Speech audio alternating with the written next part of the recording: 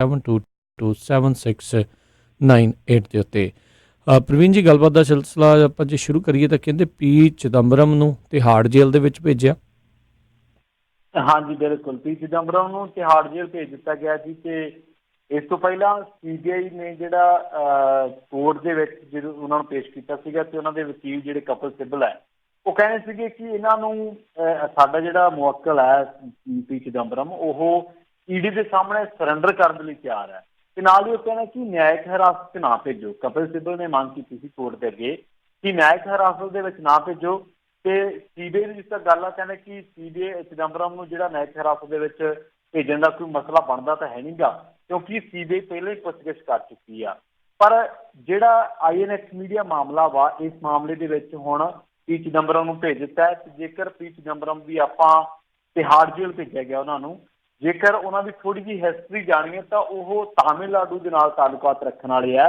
1986 ਦੇ ਵਿੱਚ ਪਹਿਲੀ ਵਾਰ ਉਹ ਮੰਤਰੀ ਬਣੇ ਸੀਗੇ ਪੀ ਚਿਦੰਬਰਮ, ਜਦੋਂ ਲੋਕ ਸ਼ਿਕਾਇਤ ਤੇ ਪੈਨਸ਼ਨ ਮੰਤਰਾਲੇ ਦੀ ਜ਼ਿੰਮੇਵਾਰੀ ਉਹਨਾਂ ਨੂੰ ਦਿੱਤੀ ਗਈ ਸੀਗੀ। ਉਸ ਤੋਂ ਬਾਅਦ ਫਿਰ 2004 ਦੀ ਗੱਲ ਹੈ, ਜਦੋਂ ਮਨਮੋਹਨ ਸਰਕਾਰ ਦੇ ਵਿੱਚ ਉਹਨਾਂ ਨੇ ਵਿੱਤ ਮੰਤਰੀ ਦਾ ਕੰਮ ਵੀ ਜਿਹੜਾ ਸੰਭਾਲਿਆ ਸੀਗਾ ਤੇ 2008 ਤੱਕ ਹੋ ਰਹੇ ਸੀਗੇ। ਫਿਰ ਸ਼ਿਵਰਾਜ ਪਾਟਲ ਦਾ ਅਸਤੀਫਾ ਹੋਇਆ ਤੇ ਗ੍ਰਹਿ ਮੰਤਰਾਲੇ ਦੀ ਜ਼ਿੰਮੇਵਾਰੀ ਉਹਨਾਂ ਨੂੰ ਮਿਲੀ। 2012 ਦੇ ਵਿੱਚ ਰਾਸ਼ਟਰਪਤੀ ਪ੍ਰਣਬ ਮੁਖਰਜੀ ਬਣੇ। ਫਿਰ ਵਿੱਤ ਮੰਤਰਾਲੇ ਦੀ ਜਾਂ ਕਹਿ ਲਈਏ ਕਿ ਉਹਨਾਂ ਨੂੰ ਫਿਰ ਤੋਂ ਫਾਈਨਾਂਸ ਮਿਨਿਸਟਰ ਬਣਾਇਆ ਗਿਆ। ਅਸਲ ਦੇ ਵਿੱਚ ਆਈਐਨਐਕਸ ਮੀਡੀਆ ਮਾਮਲਾ ਜਿਹੜਾ ਵਾ ਇਹ ਚਿਦੰਬਰਮ ਦੀ ਤਿਹਾੜ ਜੇਲ੍ਹ ਦੇ ਵਿੱਚ ਜਾਣ ਦਾ ਬਹੁਤ ਵੱਡਾ ਕਾਰਨ ਬਣਿਆ। ਰਾਜ ਜੀ, ਸੀਬੀਆਈ ਇਹ ਕਹਿੰਦੀ ਹੈ ਕਿ ਵਿੱਤ ਮੰਤਰੀ ਜਦੋਂ ਇਹ ਸੀਗਾ ਪੀ ਚਿਦੰਬਰਮ, ਇਹਨੇ ਵਿਦੇਸ਼ੀ ਨਿਵੇਸ਼ ਨੂੰ ਉਦੋਂ ਮਨਜ਼ੂਰੀ ਦਿੱਤੀ ਤੇ ਇਹਦਾ ਜਿਹੜਾ ਕਾਰਤੀ ਚਿਦੰਬਰਮ ਇਹਦਾ ਪੁੱਤ ਹੈ ਜੀ ਨੇ, ਉਹਨੇ ਉਦੋਂ 10 ਲੱਖ ਰੁਪਈਆ ਵੀ ਲਿਆ ਸੀਗਾ। 2007 ਦੀ ਗੱਲ ਹੈ ਸੀਬੀਆਈ ਦੇ ਮੁਤਾਬਕ, ਜਦੋਂ ਆਈਐਨਐਕਸ ਮੀਡੀਆ ਨੂੰ ਵਿਦੇਸ਼ੀ ਨਿਵੇਸ਼ ਜਿਹੜਾ ਬੋਰਡ ਹੈ ਜਿਹਨੂੰ ਅਸੀਂ FIDP ਵੀ ਕਹਿ ਦਿੰਦੇ ਹਾਂ, ਉਹਦੇ ਤੋਂ ਮਨਜ਼ੂਰੀ ਦਿਵਾਉਣ ਦੇ ਲਈ ਪੈਸੇ ਦਾ ਲੈਣ ਦੇਣ ਕੀਤਾ ਗਿਆ।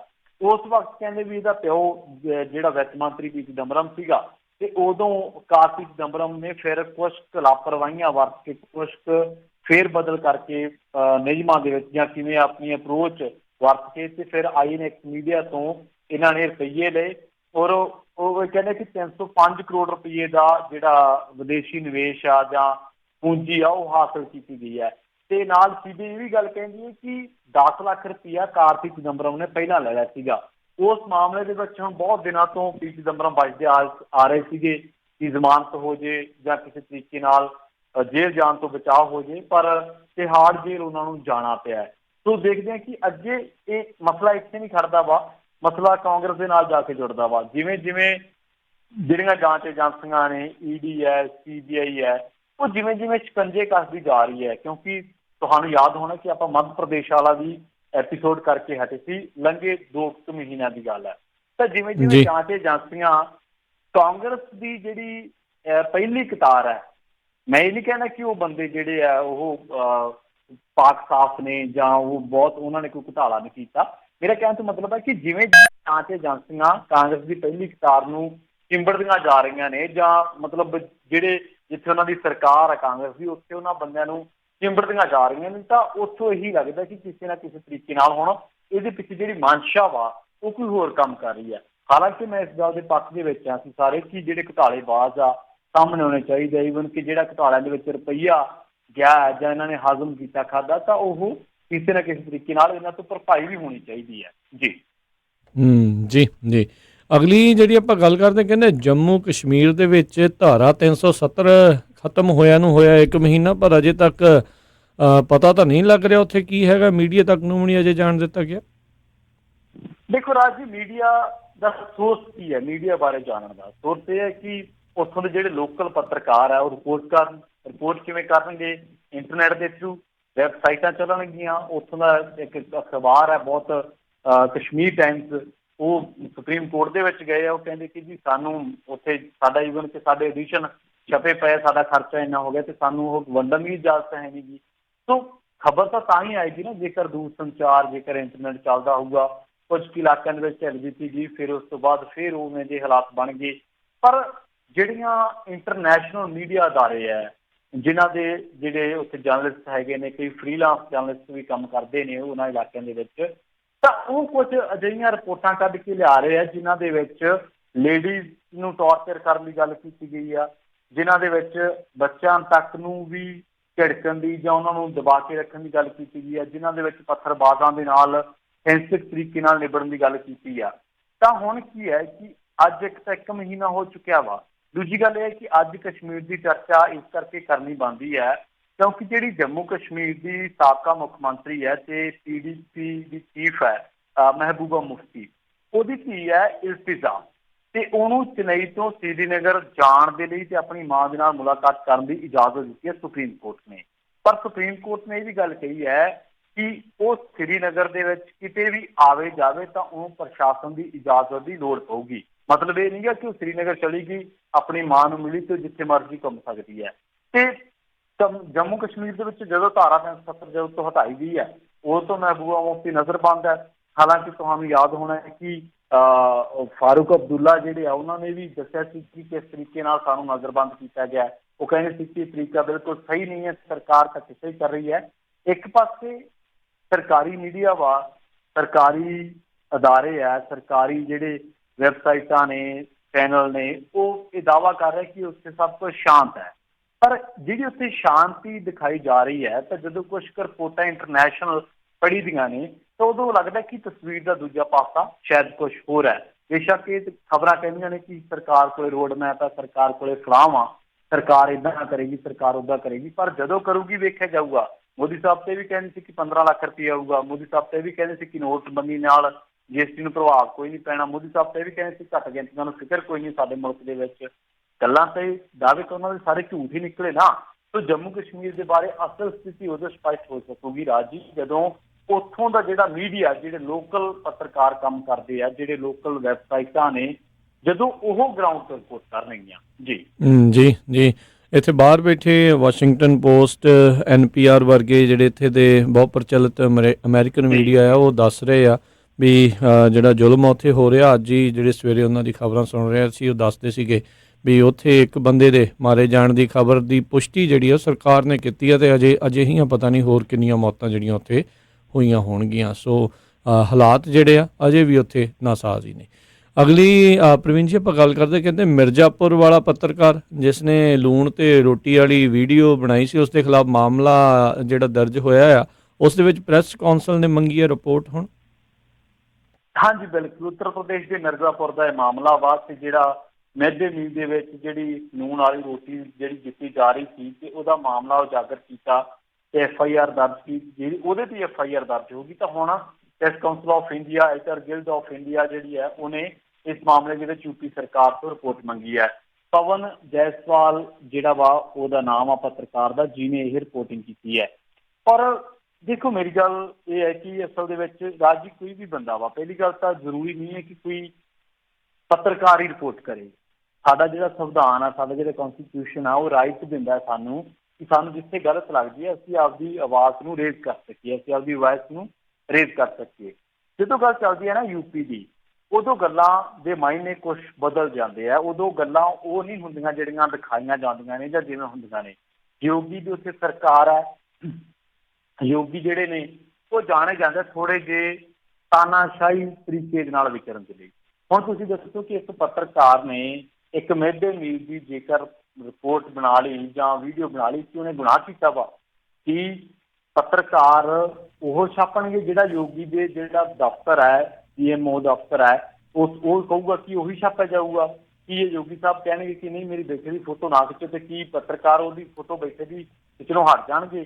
ਕਿ ਜੇ ਪੱਤਰਕਾਰ ਨੇ ਕੁਛ ਲਿਖਣਾ ਵਾ ਤਾਂ ਪਹਿਲਾਂ ਅਪਰੂਵਲ ਲੈ ਕੇ ਆਊਗਾ CMO ਤੋਂ ਕਿ ਹਾਂਜੀ ਮੈਂ ਫਲਾਂ ਗੱਲ ਲਿਖਣ ਜਾ ਰਿਹਾ ਤੇ ਜੇ ਤੁਹਾਡੇ ਵਿਰੁੱਧ ਨਹੀਂ ਜਾਂਦੀ ਤੇ ਮੈਂ ਲਿਖ ਦਿਆਂ ਕਿ ਨਾ ਲਿਖਾਂ। ਸੋ ਟੋਟਲੀ ਇੱਕ ਤਰੀਕੇ ਨਾਲ ਤਾਨਾਸ਼ਾਹੀ ਆ। ਇੱਕ ਅੰਗਰੇਜ਼ੀ ਦੇ ਬਹੁਤ ਵੱਡੇ ਜਿਹੜੇ ਕੋਰਟ ਹੋਏ ਨੇ ਉਹਨਾਂ ਨੇ ਕਿਹਾ ਕਿ ਲੋਕਤੰਤਰ ਜੇਕਰ ਆਪਣੇ ਅਸੂਲਾਂ ਤੋਂ, ਆਪਣੇ ਨਿਯਮਾਂ ਤੋਂ ਥਿੜਕ ਜਾਵੇ ਤਾਂ ਉਹ ਤਾਨਾਸ਼ਾਹੀ ਨਾਲੋਂ ਵੀ ਬੁਰਾ ਹੈ। ਉਹ ਬਹੁਤ ਇੱਕ ਮੰਦਹਾਲ ਦੇ ਵਿੱਚੋਂ ਗੁਜ਼ਰਦਾ ਵਾ। ਤਾਂ ਇਹੀ ਗੱਲ ਇੱਥੇ ਨਜ਼ਰ ਆਉਂਦੀ ਹੈ। ਇਹ ਪਹਿਲਾ ਮਾਮਲਾ ਨਹੀਂ ਹੈ, ਇਸ ਤੋਂ ਪਹਿਲਾਂ ਵੀ UP ਦੇ ਵਿੱਚ ਬਹੁਤ ਸਾਰੇ ਪੱਤਰਕਾਰ ਜਿਹੜੇ ਇਸ ਤਰ੍ਹਾਂ ਵਧੀਕੀਆਂ ਦੇ ਸ਼ਿਕਾਰ ਹੋਏ ਹੈ। ਮੱਧ ਪ੍ਰਦੇਸ਼ ਦੇ ਵਿੱਚ ਪੱਤਰਕਾਰਾਂ ਨੂੰ ਜਿਉਂਦੇ ਸਾੜ ਦਿੱਤਾ ਗਿਆ ਸੀ। ਕਰਨਾਟਕ ਦੇ ਵਿੱਚ 2 ਪੱਤਰਕਾਰਾਂ ਨੂੰ ਵਿਧਾਨ ਸਭਾ ਨੇ ਸਜ਼ਾ ਸੁਣਾਤੀ ਸੀ। ਪੰਜਾਬ ਦੇ ਵਿੱਚ ਇੱਕ ਪੱਤਰਕਾਰ ਦਾ ਮਾਫੀਆ ਨੇ ਦਿਨ ਦਿਹਾੜੇ ਕਤਲ ਕਰਤਾ ਸੀ। ਉਹ ਮਾਫੀਏ ਦੇ ਬੰਦੇ ਫੜੇ ਨਹੀਂ ਗਏ। ਹਰ ਰੋਜ਼ ਪੱਤਰਕਾਰਾਂ ਨੂੰ ਮਾਫੀਆ ਵੱਲੋਂ, ਸਰਕਾਰੀ ਹੁਕਮਰਾਨਾਂ ਵੱਲੋਂ, ਅਫਸਰਸ਼ਾਹੀ ਵੱਲੋਂ ਧੱਕੇਸ਼ਾਹੀ ਦਾ ਸਾਹਮਣਾ ਕਰਨਾ ਪੈਂਦਾ ਹੈ। ਇਸੇ ਕਰਕੇ ਸਾਡਾ ਜਿਹੜਾ ਇੰਡੀਆ ਦਾ ਨੰਬਰ ਹੈ, ਜਿੱਥੇ ਮੀਡੀਆ ਰਿਪੋਰਟਿੰਗ ਕਰਦਾ ਜਿਸ ਤਰੀਕੇ ਨਾਲ, ਉਸ ਤਰੀਕੇ ਦੇ ਹਿਸਾਬ ਨਾਲ ਸਾਡਾ ਨੰਬਰ 140ਵਾਂ ਵਾ। ਔਰ ਅਸੀਂ ਕਹਿੰਦੇ ਕਿ ਸਾਡਾ ਮੁਲਕ ਜਿਹੜਾ ਵਾ ਦੇਸ਼ ਦੀ ਵਰਲਡ ਦੀ ਅਸੀਂ 6ਵੀਂ ਵੱਡੀ ਆਰਥਿਕਤਾ ਵਾ। ਔਰ ਸਭ ਮੀਡੀਆ ਰਿਪੋਰਟਿੰਗ ਦੇ ਮਾਮਲੇ ਦੇ ਵਿੱਚ ਸਾਡਾ ਜਿਹੜਾ ਨੰਬਰ ਹੈ 140ਵਾਂ, ਕਿੰਨੀ ਮਾੜੀ ਗੱਲ ਆ। ਦੇਖੋ, ਸਰਕਾਰਾਂ ਜਿਹੜੇ ਮੋਦੀ ਸਾਹਿਬ ਨੇ ਜਾਂ ਅਮਿਤ ਸ਼ਾਹ ਨੇ ਜਾਂ ਯੋਗੀ ਨੇ, ਉਹਨਾਂ ਨੂੰ ਜੀ ਹਜ਼ੂਰੀਏ ਪਸੰਦ ਹੋਣਗੇ, ਠੀਕ ਹੈ, ਉਹਨਾਂ ਦੇ ਆਪਦੇ ਚੈਨਲ ਨੇ, ਆਪਦੇ ਪੱਤਰਕਾਰ ਨੇ, ਆਪਦੇ TV ਅਦਾਰੇ ਹੋਣਗੇ। ਪਰ ਜੇਕਰ ਕੋਈ ਚੰਗੇ ਕੰਮ ਕਰਦਾ, ਜੇਕਰ ਕੋਈ ਗਰਾਊਂਡ ਤੋਂ ਵਧੀਆ ਰਿਪੋਰਟ ਕਰਦਾ, ਜੇਕਰ ਕੋਈ ਸੱਚੀ ਗੱਲ ਕੱਢ ਕੇ ਲਿਆਉਂਦਾ, ਤਾਂ ਮੇਰੇ ਖਿਆਲ 'ਚ ਉਹਨੂੰ ਯੋਗੀ ਦੀ ਮਨਜ਼ੂਰੀ ਲੈਣ ਦੀ ਲੋੜ ਨਹੀਂ ਹੈ। ਜੇਕਰ ਉਹ 'ਤੇ ਪਰਚਾ ਦਰਜ ਹੋਇਆ ਤਾਂ ਯੋਗੀ ਸਰਕਾਰ ਨੂੰ ਪਰਚਾ ਕੈਂਸਲ ਕਰਨਾ ਪਏਗਾ। ਪ੍ਰੈਸ ਕਾਉਂਸਲ ਆਫ ਇੰਡੀਆ ਔਰ ਐਡੀਟਰ ਗਿਲਡ ਆਫ ਜਿਹੜਾ ਇੰਡੀਆ ਵਾ, ਉਹਨੂੰ ਇਹਦੀ ਨਿਖੇਧੀ ਕਰਨੀ ਚਾਹੀਦੀ ਹੈ, ਔਰ ਤਮਾਮ ਜਥੇਬੰਦੀਆਂ ਨੂੰ ਵੀ ਇਹਦੀ ਨਿਖੇਧੀ ਕਰਨੀ ਚਾਹੀਦੀ ਹੈ। ਜੀ ਜੀ ਜੀ ਅਗਲੀ ਜਿਹੜੀ ਆਪਾਂ ਗੱਲ ਕਰਦੇ, ਕਹਿੰਦੇ ਖੇਡ ਮੰਤਰੀ ਦੇ ਫਰਜ਼ੰਦ ਨੇ ਮੰਤਰੀ ਕਸੂਤਾ ਫਸਾਇਆ। ਦੇਖੋ ਜੀ, ਮਾਮਲਾ ਜੁੜਿਆ ਪੰਜਾਬ ਦੇ ਖੇਡ ਮੰਤਰੀ ਰਾਣਾ ਗੁਰਮੀਤ ਸਿੰਘ ਸੋਢੀ ਦੇ ਨਾਲ। ਇਹਦਾ ਪੁੱਤਰ ਹੈ ਜੀ ਰਘਮੀਤ ਸਿੰਘ ਸੋਢੀ।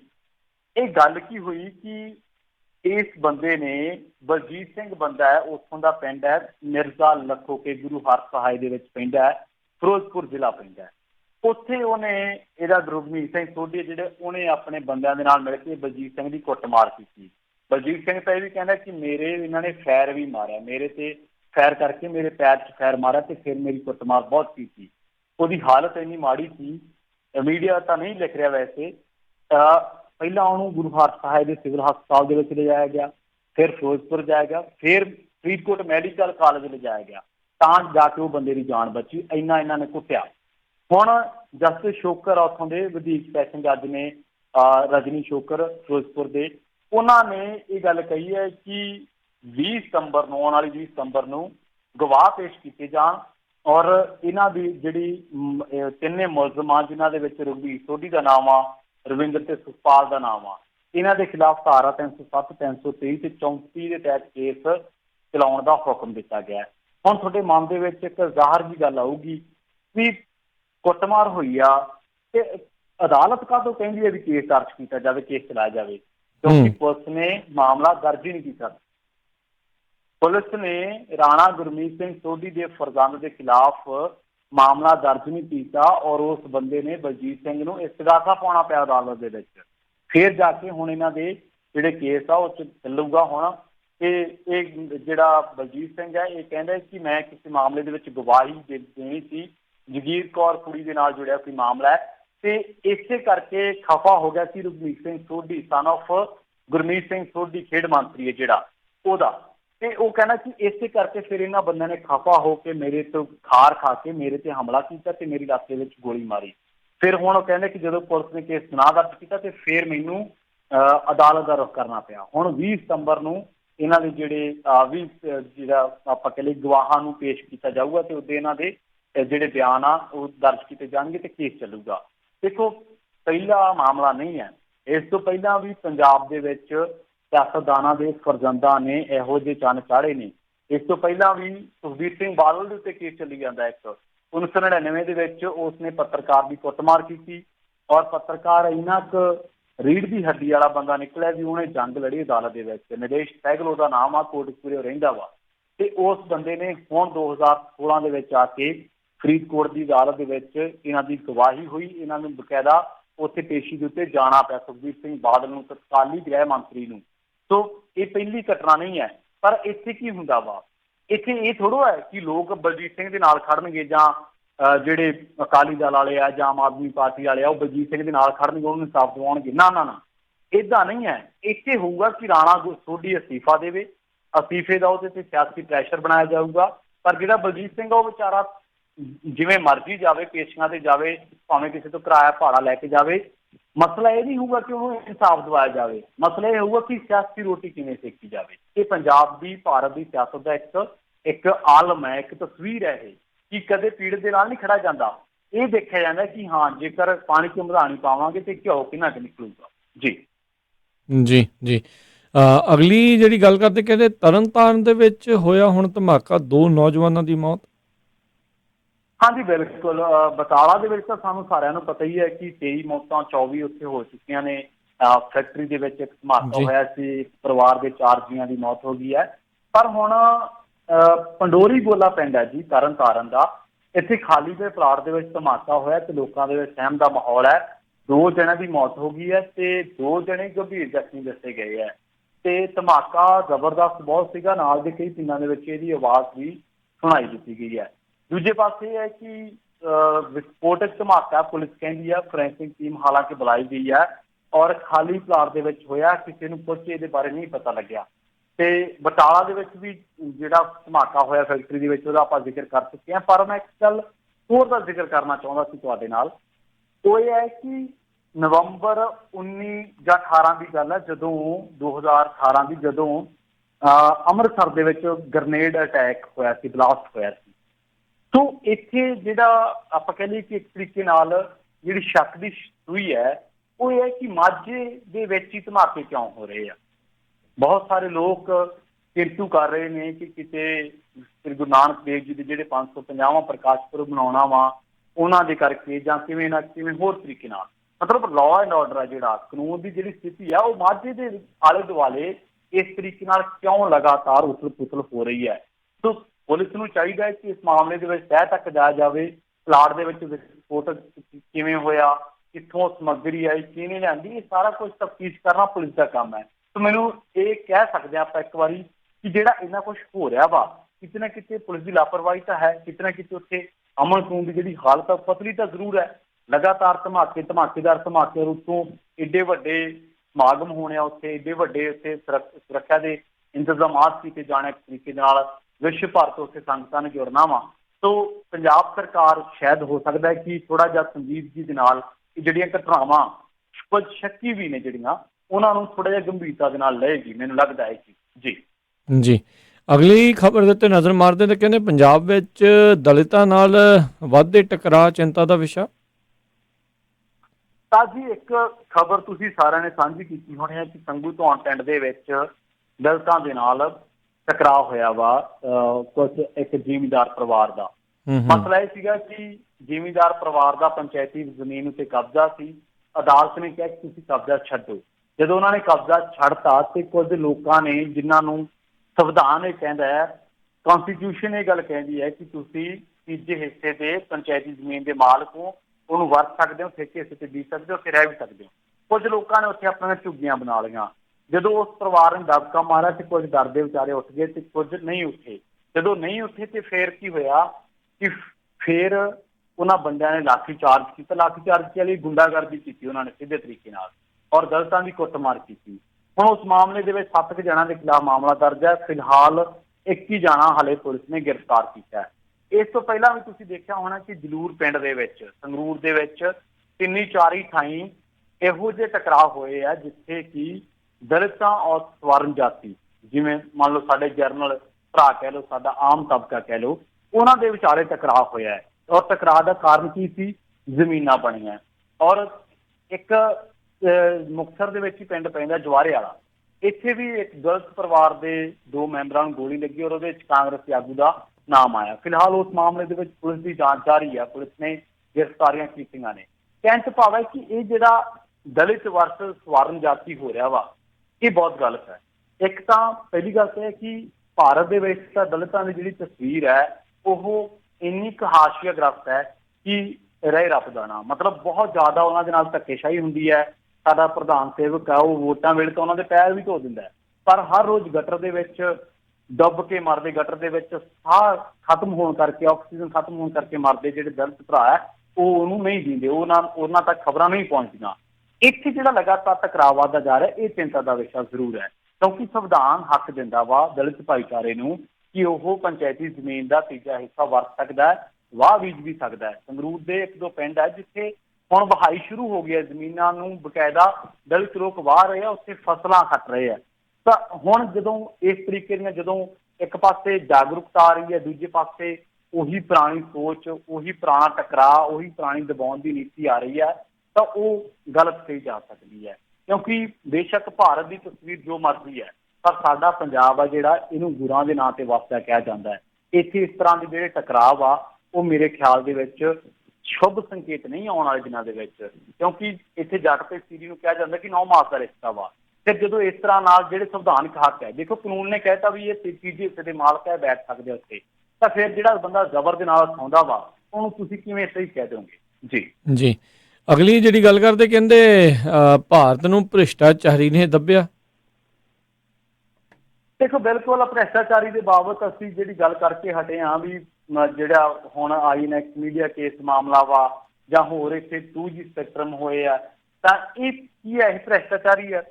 ਅੱਜ ਮੈਂ ਇੱਕ ਤਸਵੀਰ ਵੇਖ ਰਿਹਾ ਸੀ ਸੋਸ਼ਲ ਮੀਡੀਆ ਦੇ ਉੱਤੇ, ਉਹਦੇ 'ਚ ਕਿਹਾ ਸੀ ਕਿ ਸਾਡੇ ਜਿਹੜੇ ਪ੍ਰਧਾਨ ਸੇਵਕ ਸਾਹਿਬ ਹੈ ਉਹ ਹੋਰ ਚੀਜ਼ਾਂ ਤਾਂ ਬੜੀਆਂ ਮਤਲਬ ਕਰਦੇ ਆ ਕਿ ਜੀ ਆਹ ਕਰ ਦਿਆਂਗੇ, ਉਸ ਤੋਂ ਬਾਅਦ ਇਹ ਹੋਊਗਾ। ਮਤਲਬ ਉਹ ਕਹਿੰਦੇ ਹੁੰਦੇ ਸੀ ਕਿ ਹਰ ਸਾਲ ਜਿਹੜਾ ਵਿਰੋਧੀ ਧਿਰਾਵਾਂ ਉਹ 1 ਲੱਖ ਕਰੋੜ ਦਾ ਘੁਟਾਲਾ ਕਰਦੇ ਆ ਤੇ ਮੋਦੀ ਨੇ ਕੋਈ ਘੁਟਾਲਾ ਨਹੀਂ ਕੀਤਾ। ਯਾਨੀ ਕਿ ਜੇਕਰ ਮੋਦੀ ਦੇ ਕੈਲਕੂਲੇਟਰ ਨਾਲ ਆਪਾਂ ਜੁੜ ਗਏ ਤਾਂ 5.5 ਸਾਲ ਹੋਇਆ ਤੇ 5.5 ਲੱਖ ਕਰੋੜ ਰੁਪਏ ਇਹਨਾਂ ਕੋਲ ਹੋਣਾ ਚਾਹੀਦਾ ਵਾ। ਇਸ ਤਰੀਕੇ ਨਾਲ ਪਹਿਲਾਂ ਮੋਦੀ ਸਾਹਿਬ ਕਹਿੰਦੇ ਸਬਸਿਡੀ ਛੱਡ ਦਿਓ, ਲੋਕਾਂ ਨੇ ਉਹ ਵੀ ਛੱਡਤੀ, ਅਰਬਾਂ ਰੁਪਏ ਦਾ ਫਾਇਦਾ ਹੋ ਗਿਆ। ਫਿਰ ਮੋਦੀ ਕਹਿੰਦਾ ਕਿ ਮੈਂ ਜਦੋਂ ਪ੍ਰਧਾਨ ਮੰਤਰੀ ਬਣਿਆ ਉਦੋਂ ਕੱਚੇ ਤੇਲ ਦੇ ਰੇਟ ਘਟ ਗਏ, ਪਰ ਇਹਨਾਂ ਨੇ ਤੇਲ ਦੀ ਕੀਮਤ ਨਹੀਂ ਘਟਾਈ, ਅਰਬਾਂ ਰੁਪਏ ਦਾ ਫਾਇਦਾ ਉਦੋਂ ਹੋ ਗਿਆ। ਫਿਰ ਨੋਟਬੰਦੀ ਤੇ GST ਦੇ ਨਾਲ ਕਾਲਾ ਧਨ ਵਾਪਸ ਆਉਣ ਦੇ ਦਾਅਵੇ ਕੀਤੇ ਗਏ, ਪਰ ਉਹ ਆਇਆ ਹੋਊਗਾ ਜਿਵੇਂ ਇਹ ਕਹਿੰਦੇ ਕਿ ਹਾਂ ਆਇਆ, ਤਾਂ ਅਰਬਾਂ ਰੁਪਏ ਦਾ ਫਾਇਦਾ ਉਹ ਬਣਦਾ ਵਾ। ਤਾਂ ਜਿਹੜਾ ਕਰਜ਼ਾ ਸੀਗਾ ਭਾਰਤ ਦੇ ਸਿਰ 2012, 13, 14 ਵੇਲੇ, ਉਹ ਹੁਣ ਦੁੱਗਣਾ ਹੋ ਗਿਆ ਵਾ। ਤੇ ਜਿਹੜੇ ਮੋਦੀ ਹੋਰਾਂ ਦੀ ਜੁੰਡਲੀ ਆ, ਅਮਿਤ ਸ਼ਾਹ ਹੋ ਰਹੇ ਜਿਹੜੇ ਲੋਕ, ਇਹ ਕਹਿੰਦੇ ਕਿ ਜੀ ਅਸੀਂ ਤਾਂ ਘੁਟਾਲਾ ਹੀ ਕੋਈ ਨਹੀਂ ਕੀਤਾ। ਤੇ ਇਸ ਹਿਸਾਬ ਨਾਲ ਤੇ ਇਹਨਾਂ ਕੋਲੇ ਬਹੁਤ ਸਾਰਾ ਪੈਸਾ ਜੁੜ ਗਿਆ ਲੱਗਦਾ ਵਾ, ਕਿਉਂਕਿ 4-5 ਤਰੀਕੇ ਆ, ਸਬਸਿਡੀ ਛੁਡਾਈ ਆ, ਫਿਰ ਇਹਨਾਂ ਨੇ ਹੋਰ ਜਿਹੜੇ ਕੰਮ ਆ ਉਹ ਕੀਤੇ ਆ, ਕੱਚੇ ਤੇਲ ਦੇ ਭਾਅ ਘਟੇ ਸੀਗੇ ਉਦੋਂ ਇਹਨਾਂ ਦਾ ਫਾਇਦਾ ਬਹੁਤ ਹੋਇਆ ਹੋਣਾ। ਤੇ ਪੈਸਾ ਗਿਆ ਕਿੱਥੇ? ਉਲਟਾ ਜਿਹੜੀ ਸਾਡੀ GDP ਆ ਉਹ 5 ਡਿੱਗੀ ਆ। ਸੋ ਮਤਲਬ ਗੜਬੜ ਤਾਂ ਕਿਤੇ ਹੈ। ਭ੍ਰਿਸ਼ਟਾਚਾਰੀ ਦੀ ਤੁਹਾਨੂੰ ਮੈਂ ਗੱਲ ਦੱਸਦਾ, ਜੇਕਰ ਹੋਰ ਤਫਸੀਲ ਦੇ ਵਿੱਚ ਜਾਈਏ, ਸਾਡੇ ਗੁਆਂਢੀ ਹੈ ਚੌਟਾਲਾ ਪਰਿਵਾਰ, ਇਹ ਭ੍ਰਿਸ਼ਟਾਚਾਰ ਦੇ ਕੇਸ ਦੇ ਵਿੱਚ ਅਧਿਆਪਕ ਭਰਤੀ ਹੋਈ ਸੀ, ਇਹ ਜੇਲ੍ਹ ਦੇ ਵਿੱਚ ਸਜ਼ਾ ਯਾਫਤਾ ਨੇ। ਇਹ ਲਾਲੂ ਪ੍ਰਸਾਦ ਯਾਦਵ ਸਜ਼ਾ ਯਾਫਤਾ ਹੈ। ਫਿਰ ਹਿਮਾਚਲ ਪ੍ਰਦੇਸ਼ ਦਾ ਵੀਰਭੱਦਰ, ਉਹਨੂੰ CBI ਰਿੜਕ ਰਹੀ ਹੈ। ਫਿਰ ਜੇਕਰ ਇੱਕ ਸੰਸਥਾ ਵਾ ਟਰਾਂਸਪੇਰੈਂਸੀ ਇੰਟਰਨੈਸ਼ਨਲ, ਇਹਨੇ 18 ਮਹੀਨਿਆਂ ਦਾ ਇੱਕ ਸਰਵੇਖਣ ਕੀਤਾ ਸੀ ਭਾਰਤ ਦੇ ਵਿੱਚ। ਉਹ ਕਹਿੰਦੇ ਕਿ ਭਾਰਤ ਦਾ ਜਿਹੜਾ ਭ੍ਰਿਸ਼ਟਾਚਾਰ ਦੇ ਮਸਲੇ ਦੇ ਵਿੱਚ ਮੂਹਰਲੇ 5 ਦੇਸ਼ਾਂ ਦੇ ਵਿੱਚ ਸ਼ੁਮਾਰ ਹੈ ਤੇ ਇੱਥੇ ਰਿਸ਼ਵਤਖੋਰੀ ਦੀ ਦਰ ਜਿਹੜੀ ਆ ਉਹ 69% ਤੱਕ ਪਹੁੰਚਣ ਕਰਕੇ ਭਾਰਤ ਏਸ਼ੀਆ ਦਾ ਸਭ ਤੋਂ ਵੱਧ ਭ੍ਰਿਸ਼ਟ ਦੇਸ਼ ਬਣ ਗਿਆ। ਤੇ ਇਹਦੇ ਮੁਤਾਬਕ 65% ਦੀ ਰਿਸ਼ਵਤਖੋਰੀ ਦੇ ਨਾਲ ਵੀਅਤਨਾਮ ਦੂਸਰੇ ਤੇ ਥਾਈਲੈਂਡ 40% ਦੇ ਨਾਲ ਤੀਜੇ ਸਥਾਨ ਤੇ ਹੈ। ਪਾਕਿਸਤਾਨ ਦੇ ਵਿੱਚ ਇਹ 39% ਦਰਜ ਕੀਤੀ ਗਈ ਹੈ ਭ੍ਰਿਸ਼ਟਾਖੋਰੀ। ਦੇਖੋ ਸਾਡੇ ਦੇਸ਼ ਕੋਲੇ ਜਿਹੜੇ ਸੰਸਾਧਨ ਨੇ ਅਸੀਮ ਨੇ, ਸਾਡੇ ਦੇਸ਼ ਦੇ ਕੋਲ ਕੁਦਰਤੀ ਸਾਧਨ ਅਸੀਮ ਨੇ, ਸਾਡੇ ਦੇਸ਼ ਦੇ ਕੋਲ ਨੌਜਵਾਨ ਪੀੜ੍ਹੀ ਹੈ, ਸਾਡੇ ਦੇਸ਼ ਬਹੁਤ ਸਾਰੇ ਯੰਗਸਟ ਜਿਹੜੀ ਨੌਜਵਾਨ ਪੀੜ੍ਹੀ ਹੈ ਦੂਜੇ ਦੇਸ਼ਾਂ ਦੇ ਨਾਲੋਂ ਫੀਸਦੀ ਦੇ ਵਿੱਚ ਸਾਡੇ ਕੋਲੇ ਵੱਧ ਆ। ਪਰ ਸਾਡੇ ਕੋਲੇ ਕੀ ਹੈਗਾ, ਕੀ ਹੈ ਨਹੀਂ ਹੈ ਜਿਹੜਾ ਇਹਨਾਂ ਚੀਜ਼ਾਂ ਦੇ ਨਾਲ ਸਾਨੂੰ ਤਾਂ ਨਹੀਂ ਆਉਣ ਦੇ ਰਿਹਾ। ਸਾਡੇ ਕੋਲੇ ਏਜੰਡਾ ਹੈ ਨਹੀਂ ਗਾ, ਸਾਡੇ ਕੋਲੇ ਪੋਲਰਾਈਜੇਸ਼ਨ ਹੈ ਸਾਡੇ ਆਗੂਆਂ ਦੇ ਕੋਲੇ, ਕਿਉਂਕਿ ਉਹ ਜਾਣਦਾ ਕਿ ਕਿਵੇਂ ਹਿੰਦੂਤਾ ਦਾ ਰੌਲਾ ਪਾ ਕੇ ਰਾਸ਼ਟਰ ਦਾ ਪੋਲਰਾਈਜੇਸ਼ਨ ਕਰਨਾ ਵਾ। ਉਹਨਾਂ ਨੂੰ ਪਤਾ ਵਾ ਕਿ ਕਿਵੇਂ ਕਸ਼ਮੀਰ ਦੇ ਵਿੱਚੋਂ ਧਾਰਾ 370 ਹਟਾ ਕੇ ਕਿਵੇਂ ਲੋਕਾਂ ਦੇ ਦਿਲ ਜਿੱਤੇ ਜਾ ਸਕਦੇ ਆ, ਹਾਲਾਂਕਿ ਭਾਵੇਂ ਉੱਥੇ ਹਿਊਮਨ ਰਾਈਟ ਦਾ ਕਾਣ ਹੁੰਦਾ ਰਹੇ। ਸੋ ਜਿਹੜੀ ਭ੍ਰਿਸ਼ਟਾਖੋਰੀ ਆ, ਉਹਨਾਂ ਇਸ ਮੁਲਕ ਦੇ ਲੋਕਾਂ ਦਾ ਨੁਕਸਾਨ ਕੁਦਰਤੀ ਆਫਤਾਂ ਕਰਕੇ ਨਹੀਂ ਹੋਇਆ, ਜਿੰਨਾ ਕਦੇ 2G ਸਪੈਕਟਰਮ ਹੋ ਗਿਆ, ਕਦੇ ਹੋਰ ਘੁਟਾਲੇ ਹੋ ਗਏ, ਕਦੇ ਸਬੂਤਾਂ ਦੇ ਨਾਲ ਘੁਟਾਲੇ ਹੋ ਗਏ, ਕਦੇ ਕਿਵੇਂ। ਸੋ ਇਸ ਕਰਕੇ ਹੁਣ ਭ੍ਰਿਸ਼ਟਾਖੋਰੀ ਨੇ ਸਾਨੂੰ ਇੰਨੀ ਕੁ ਪਿੱਛੇ ਧੱਕਤਾ ਵਾ ਕਿ ਜਿੱਦਾਂ ਮਰਜ਼ੀ ਇੱਥੋਂ ਦਾ ਹੁਕਮਰਾਨ ਇੱਛਾ ਸ਼ਕਤੀ ਦਾ ਤਕੜਾ ਹੋਵੇ ਕਿ ਬਹੁਤ ਵੱਡਾ ਸਰਮਾਇਆ ਇਸ ਵੇਲੇ ਇੰਡੀਆ ਦਾ ਭ੍ਰਿਸ਼ਟਾਚਾਰੀ ਦੀ ਭੇਂਟ ਚੜ੍ਹ ਚੁੱਕਾ, ਜਿਹੜਾ ਕਿ ਕਦੇ ਸਰਮਾਇਆ ਵਾਪਸ ਆ ਹੀ ਨਹੀਂ ਸਕਦਾ। ਜੀ ਜਾਂਦੇ ਮਿੰਟੂ ਜੀ ਗੱਲ ਕਰਦੇ ਆ, ਅੱਜ ਟੀਚਰਸ ਡੇ ਆ ਮਨਾਇਆ ਜਾ ਰਿਹਾ ਹੈ ਤੇ ਉਧਰ ਕੈਪਟਨ ਨੇ ਵੀ ਦਿੱਤੀ ਹੈ ਵਧਾਈ, ਤੇ ਪਰ ਅਸਲੀ ਹਾਲਾਤ ਕੁਝ ਹੋਰ ਹੀ ਨੇ। ਦੇਖੋ ਅਸਲੀ ਹਾਲਾਤ ਇਹ ਹੈ ਰਾਜ ਜੀ ਕਿ ਕੈਪਟਨ ਸਾਹਿਬ ਨੇ ਵੈਲ ਵਿਸ਼ ਭੇਜੀ ਹੈ ਟੀਚਰਸ ਨੂੰ, ਪਰ ਟੀਚਰ ਕਿਹੜੇ ਟੈਂਕੀਆਂ ਤੇ ਚੜੇ ਫਿਰਦੇ ਆ ਵਿਚਾਰੇ। ਜਿਹੜਾ ਅੱਜ ਦਾ ਅਧਿਆਪਕ ਹੈ ਨਾ ਜੀ, ਉਹ ਆਪਦੀ ਪੱਕੀ ਨੌਕਰੀ ਦੇ ਲਈ ਕੋਈ ਗ੍ਰੇਡ, ਕੋਈ ਇੰਕਰੀਮੈਂਟ, ਕੋਈ DGST ਦੇ ਜਵਾਬਾਂ ਦੇ ਲਈ, ਕੋਈ ਹੋਰ ਸਹੂਲਤ ਦੇ ਲਈ ਲੜਾਈ ਲੜ ਰਿਹਾ। ਕੌਮ ਦੇ ਸਿਰਜਕ ਕਿਹਾ ਜਾਂਦਾ ਅਧਿਆਪਕਾਂ ਨੂੰ, ਔਰ ਸਨਮਾਨਿਤ ਸ਼ਖਸੀਅਤ ਹੁੰਦੇ ਅਧਿਆਪਕ, ਇਹ ਵਿਚਾਰੇ ਟੈਂਕੀਆਂ ਤੇ ਚੜੇ ਫਿਰਦੇ ਆ। ਪਟਿਆਲੇ ਜਾਂਦੇ ਆ, ਮੁੱਖ ਮੰਤਰੀ ਦੀ ਕੋਠੀ ਤੇ ਘਿਰਾਓ ਕਰਦੇ ਆ। ਵਿਦਿਆ ਜਿਹੜਾ ਸਾਡਾ ਮੰਤਰੀ ਆ, ਸਰਪੰਚਾਂ ਤੋਂ ਬੇਇੱਜ਼ਤ ਹੋ ਰਹੇ ਆ। ਮਾਸਟਰਾਂ ਦੇ ਪੈਂਦੀਆਂ ਵੇਖ ਕੇ ਤਾਂ ਮੌਕੇ ਦੀ ਸਰਕਾਰ ਵਾਲੇ ਜਿਹੜੇ ਲੋਕ ਆ ਉਹ ਹੱਸਦੇ ਆ। ਈਵਨ ਕਿ ਕਈ ਮੰਤਰੀ ਹੈ ਜਿਹੜੇ ਝੂਠ ਮਾਰ ਜਾਂਦੇ ਇਹਨਾਂ ਕੋਲੇ ਕਿ ਭਾਈ ਤੁਸੀਂ ਐਜੂਕੇਸ਼ਨ ਚੱਕ ਲਓ, ਅਸੀਂ ਤੁਹਾਡਾ ਹੱਲ ਕਰਾਂਗੇ। ਤੇ ਸਰਕਾਰ ਕੀ ਆ, ਸਰਕਾਰ ਕੀ ਕਰਦੀ ਆ? ਸਰਕਾਰ ਕਹਿੰਦੀ ਹੈ ਕਿ ਜੀ ਆਹ ਇੰਨੇ ਕੁ ਕੱਚੇ ਆ, ਆਹ ਪੱਕੇ ਆ, ਆਹ EVS ਵਾਲੇ ਆ, ਆਹ ਫਲਾਨੇ ਆ, ਆਹ ਸਰਬ ਸਿੱਖਿਆ ਵਾਲੇ ਆ, ਆਹ ਰਮਤ ਵਾਲੇ ਆ। ਇਸ ਤਰ੍ਹਾਂ ਦੇ ਇਹਨਾਂ ਦੇ ਵਿੱਚ ਨਾ ਇਹਨਾਂ ਨੂੰ ਡਿਫਰੈਂਟ ਕਰਤਾ ਵਾ। ਕੋਈ ਇੱਕ ਵਾਰੀ ਸਰਕਾਰ ਕਹਿੰਦੀ ਸੀ ਨਾ ਕਿ ਅਸੀਂ 5200 ਜਿਹੜੇ 33 ਆ ਜਾਂ 7815 ਜ਼ਿਲ੍ਹਾ ਪ੍ਰੀਸ਼ਦ ਵਾਲੇ ਸਰਬ ਸਿੱਖਿਆ ਵਾਲੇ ਆ, ਇਹ ਅਸੀਂ ਪੱਕੇ ਕਰਾਂਗੇ। ਮਤਲਬ ਇਹਨਾਂ ਦੀ ਕੈਟੇਗਰਾਈਜ਼ ਕਰਤਾ ਇਹਨਾਂ ਨੂੰ ਸੋ ਦੈਟ ਕਿ ਇਕੱਠੇ ਹੋ ਕੇ ਅੰਦੋਲਨ ਨਾ ਕਰ ਸਕਣ। ਦੇਖੋ ਟੀਚਰਸ ਡੇ ਆ ਔਰ ਵਰਲਡ ਦੇ ਵਿੱਚ ਮਨਾਇਆ ਜਾਂਦਾ, ਇਹਨੂੰ ਬਹੁਤ ਜ਼ੋਰਾਂ ਸ਼ੋਰਾਂ ਦੇ ਨਾਲ ਲੋਕ ਆਪਣੇ ਜਿਹੜੇ ਗੁਰੂ ਆ ਉਹਨਾਂ ਨੂੰ ਯਾਦ ਕਰਦੇ ਆ। ਪਰ ਸਾਡੇ ਟੀਚਰਸ ਦੇ ਵਿਚਾਰੇ ਕਿਸ ਤਰੀਕੇ ਨਾਲ ਸੈਲੀਬ੍ਰੇਟ ਕਰਨ? ਇੱਕ ਟੀਚਰ ਨੂੰ ਜਿਹੜਾ ਅੱਜ ਤੋਂ ਸਾਲ ਡੇਢ ਸਾਲ ਪਹਿਲਾਂ 45-50 ਹਜ਼ਾਰ ਰੁਪਇਆ ਲੈਂਦਾ ਸੀ, ਉਹਨੂੰ ਕਹਿੰਦੇ ਕਿ ਜੇ ਤੂੰ ਪੱਕਾ ਹੋਣਾ ਤੇ 3 ਸਾਲ ਸਾਡੇ ਹੁਕਮ ਥੱਲੇ ਰਹਿ। ਔਰ ਦੂਜੀ ਗੱਲ ਇਹ ਹੈ ਕਿ ਤੂੰ 15,000 ਰੁਪਏ ਦੇ ਨਾਲ ਗੁਜ਼ਾਰਾ ਕਰ। ਜਿਹੜਾ ਬੰਦਾ 50-55 ਹਜ਼ਾਰ ਲੈਂਦਾ 15-20 ਹਜ਼ਾਰ ਨਾਲ ਕਿਵੇਂ ਗੁਜ਼ਾਰਾ ਕਰੂਗਾ? ਸੋ ਬੇਸ਼ੱਕ ਕੈਪਟਨ ਸਾਹਿਬ ਕਹਿੰਦੇ ਕਿ ਜੀ ਵਧਾਈ ਹੋਵੇ ਤੁਹਾਨੂੰ ਟੀਚਰ ਡੇ ਦੀ, ਪਰ ਜਿਹੜੇ ਅਸਲ ਟੀਚਰ ਹੈ, ਜਿਹੜੇ ਸਾਡੇ ਸਮਾਜ ਸੇਵਕ, ਜਿਹੜੇ ਸਾਡੇ ਅਧਿਆਪਕ ਹੈ, ਉਹਨਾਂ ਦੀ ਜ਼ਮੀਨ ਤੇ ਹਾਲਤ ਕੀ ਹੈ? ਜੇ ਸ਼ਾਇਦ ਇੱਕ ਵਾਰੀ ਕੈਪਟਨ ਸਾਹਿਬ ਝਾਤ ਮਾਰ ਲੈਣ ਤਾਂ ਆਪਦੀ ਸਰਕਾਰ ਨਹੀਂ ਜਾਂ ਆਪਦੇ ਕੰਮਾਂ ਪ੍ਰਤੀ ਜ਼ਰੂਰ ਇੱਕ ਵਾਰੀ ਅੰਦਰ ਝਾਤ ਮਾਰਨਗੇ ਉਹ ਕਿ ਹਾਂ ਯਾਰ ਟੀਚਰ ਡੇ ਸੈਲੀਬ੍ਰੇਟ ਕਰਨਾ ਹੋਰ ਗੱਲ ਹੈ, ਪਰ ਟੀਚਰ ਦੇ ਦੁੱਖ ਦਰਦ ਜਾਣਨਾ ਇੱਕ ਹੋਰ ਗੱਲ ਆ। ਜੀ ਜੀ ਜੀ, ਬਹੁਤ ਬਹੁਤ ਪ੍ਰਵੀਨ ਜੀ ਤੁਹਾਡਾ ਧੰਨਵਾਦ। ਤੁਸੀਂ ਸਾਡੇ ਨਾਲ ਜੁੜੇ, ਇਹਨਾਂ ਖਬਰਾਂ ਬਾਰੇ ਜਾਣਕਾਰੀਆਂ ਦਿੱਤੀਆਂ। ਅਗਲੀ ਵਾਰ ਤੱਕ ਲਈ ਬੜੀ ਮਿਹਰਬਾਨੀ, ਪਿਆਰ ਭਰੀ ਸਤਿ ਸ਼੍ਰੀ ਅਕਾਲ ਜੀ। ਸਤਿ ਸ਼੍ਰੀ ਅਕਾਲ ਜੀ। ਜੀ ਤੇ ਸੋ ਇੱਥੇ ਹੀ ਸਾਡਾ ਅੱਜ ਦਾ ਇਹ ਪ੍ਰੋਗਰਾਮ ਹੁਣ ਸਮਾਪਤ ਹੈ। ਮਿਲਦੇ ਹਾਂ ਅਗਲੀ ਵਾਰ, ਉਦੋਂ ਤੱਕ ਲਈ ਮੇਰੇ ਵੱਲੋਂ ਵੀ ਪਿਆਰ ਭਰੀ ਸਤਿ ਸ਼੍ਰੀ ਅਕਾਲ ਜੀ। ਉਹਦੇ ਵਾਸਤੇ ਰਹੋ, ਹੱਸਦੇ ਖੇਲਦੇ ਰਹੋ, ਸੁਣਦੇ ਰਹੋ ਪੰਜਾਬੀ ਰੇਡੀਓ USA।